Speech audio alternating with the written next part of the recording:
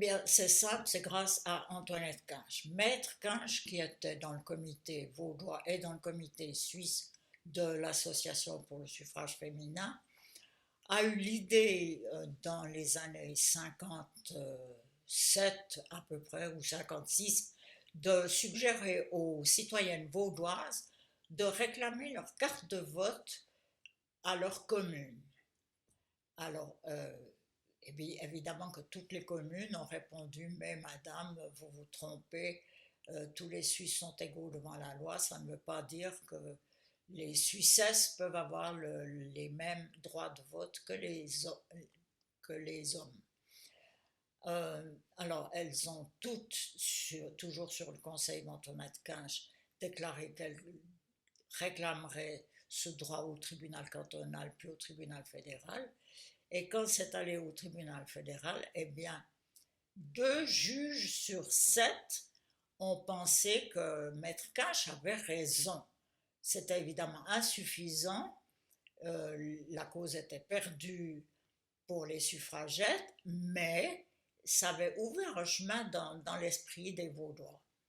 Et l'autre raison, c'est que avant le 1er février 1959, comme le Conseil d'État devait organiser une votation sur le suffrage féminin sur le plan fédéral, puisque la question était posée par le Conseil fédéral, Maître Kinch a suggéré au Conseil d'État vaudois de jumeler 2 votations ce jour-là, c'est-à-dire de poser la même question, mais sur le plan cantonal et communal.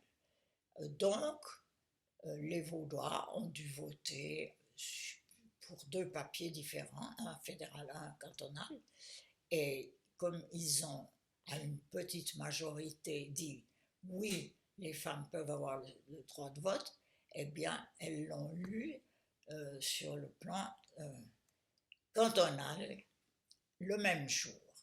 Tandis que les cantons de Genève et de Neuchâtel, où les citoyens ont aussi voté oui au suffrage féminin, mais seulement sur le plan fédéral.